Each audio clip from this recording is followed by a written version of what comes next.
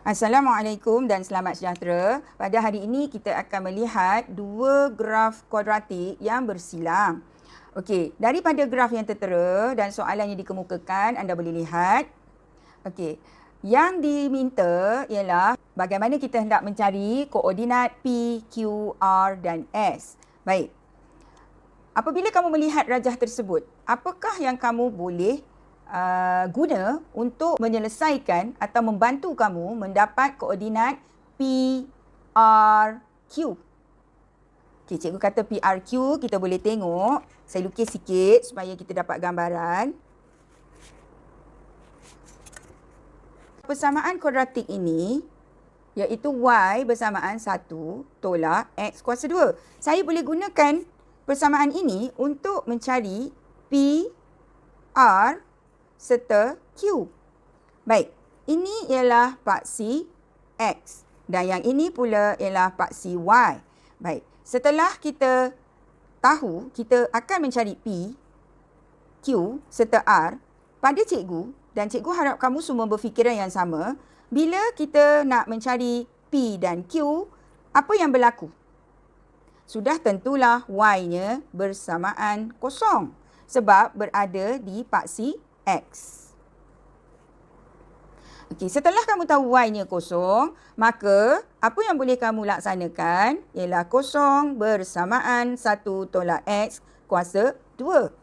Oleh kerana itu, kita boleh mendapat koordinat bagi X, iaitu di sini, di mana Y-nya kosong dan di sini kosong. Jadi, X yang kita akan dapat ialah X punca 1 dan X ada 2 nilai kerana ia punca kuasa 2. Maka kita mendapat 2 nilai X iaitu negatif 1 dan yang keduanya positif 1 atau 1 sahaja. Maka koordinat P adalah negatif 1, 0 dan koordinat Q ialah 1, 0. Baik, bagaimana pula dengan R? Bagaimana dengan R? Kita tahu nilai di sini, koordinat X-nya 0. Jadi masih menggunakan persamaan yang sama, iaitu persamaan yang ini. Kita tahu nilai X-nya 0, maka Y di sini bersamaan 1 tolak 0 kuasa 2, maka Y-nya bernilai 1 kerana 0 kuasa 2 dan semestinya 0. Jadi koordinat di sini ialah 0, 1. Baik, kita telah berjaya mendapat P, koordinat R dan Q. Ada lagi ke tidak? Ada. Koordinat S, iaitu kuadratik yang kedua. Cikgu lakarkan di sebelah ini. Iaitu kita nampak di sini letaknya S. Kamu boleh rujuk juga graf yang telah tertera. Jadi S-nya berada di sini. Sudah tentulah nilai X-nya 0. Jadi 0 yang kita tak tahu ialah koordinat Y dia. Okey, tapi bolehkah kita gunakan persamaan ini? Memang tidaklah sebab ini adalah pada graf dia yang lebih tinggi tu. Okey, yang lebih tinggi. S pun berada di atas ini. Nanti kamu tengok yang tertera tu. Jadi kamu boleh perhatikan S itu memang persamaan kuadratik yang lain. Iaitu Y bersamaan 4 tolak 4X kuasa 2. Kuadratik yang tinggi tu. Okey? Jadi di situ kita dah ada satu kelebihan kerana nilai X-nya 0. Apabila nilai X-nya 0, maka 4 0 kuasa 2. Sudah semestilah ini pun 0. Jadi Y bersamaan 4. Maka kita mendapat koordinatnya ialah 0, 4. Yeay, kita sudah mendapat keempat-empat koordinat. Baik, soalan seterusnya ialah apabila diminta mencari nisbah luas A kepada luas kawasan berlorek B. Jadi anda boleh lihat di rajah tersebut di manakah A, di manakah B. Baik, sekarang kita hendak mencari luas kawasan A, iaitu seperti yang tertera.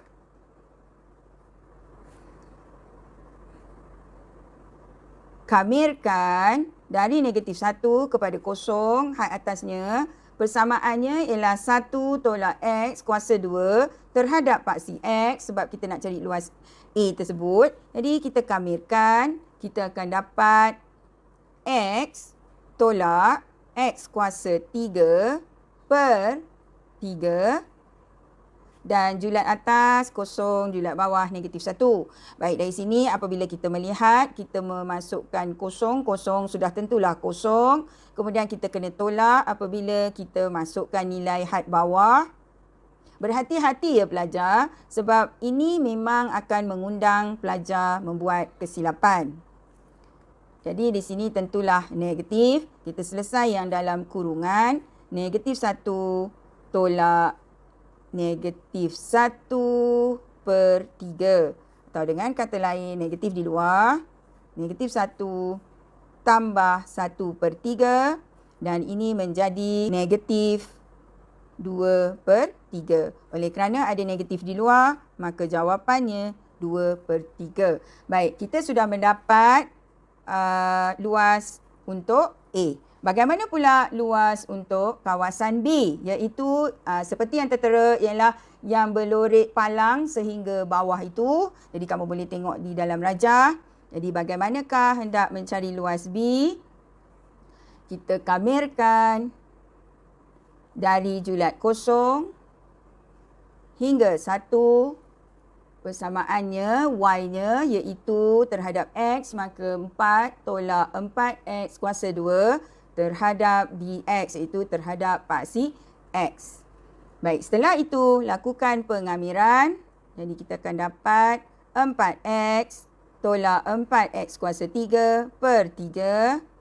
Okey, atasnya 1, bawahnya kosong. Maka kita buat 1 per 1. Apabila dimasukkan 1, kita akan dapat 4 tolak 4 per 3 tolak, sudahlah semestinya kosong. Sebab kita masuk sini pun kosong, masuk sini pun kosong. Jadi hasilnya 8 per 3 unit per segi. Baik, kita akan dapat luas B 8 per 3, luas A 2 per 3 unit kuasa 2. Baik, apa kehendak soalan? Baca semula. Kehendak soalannya ialah nisbah luas kawasan berlorek A kepada luas kawasan berlorek B.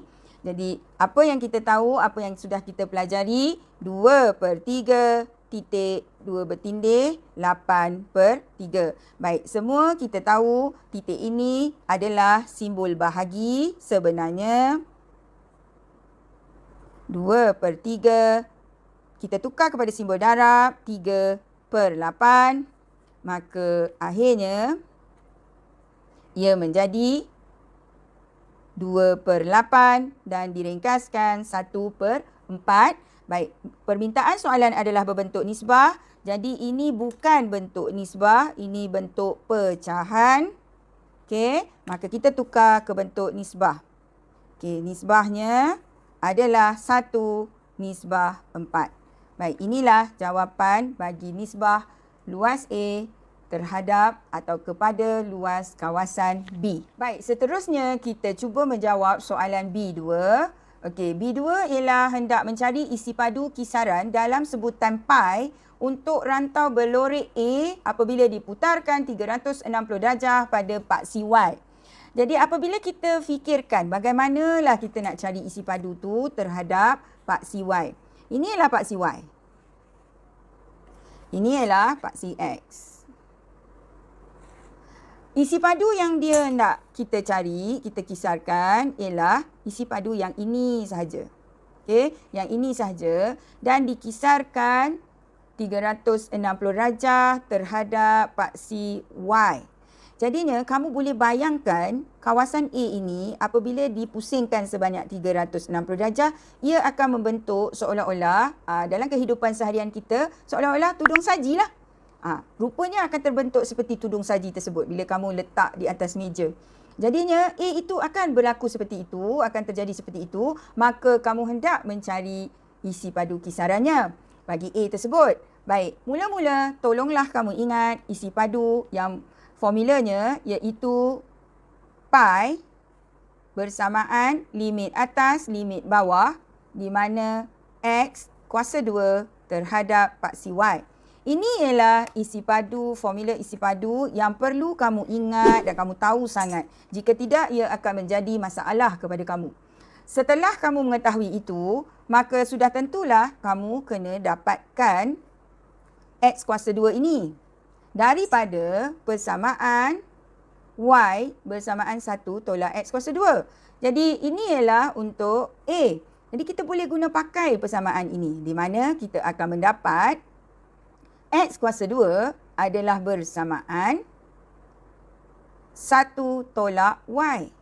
Jadi, boleh tak kita ganti di sini? Sudah tentulah boleh sebab X kuasa 2-nya adalah 1 tolak Y. Maka, kita mudah mencari isi padu bagi A tersebut. Iaitu pi. Okey, had atasnya ialah sini 1, sini kosong. Maka, 1 tolak Y terhadap dy. Jadi, pi ini jangan hilangkan. Jadi, ini menjadi Y. Ini pula menjadi Y kuasa 2 per 2. 1 kosong. Maka pi tetap berada di sini. 1 tolak 1 per 2. Dan apabila dimasukkan kosong, sudah tentulah kosong. Jadi, yang tertinggal lagi ialah setengah pi. Maka, isi padu yang kita dapat ialah pi per 2 unit kuasa 3. Kerana ini adalah isi padu. Dan inilah jawapan untuk kisaran dalam sebutan pi bagi rantau yang berloreh A. Baik, saya harap anak murid semua boleh faham bagaimana memperoleh bentuk kisaran A itu tadi. Jadi, gunakan formula, masukkan nilai dan kamu mendapat pi per 2 unit kuasa 3. Sekian, terima kasih.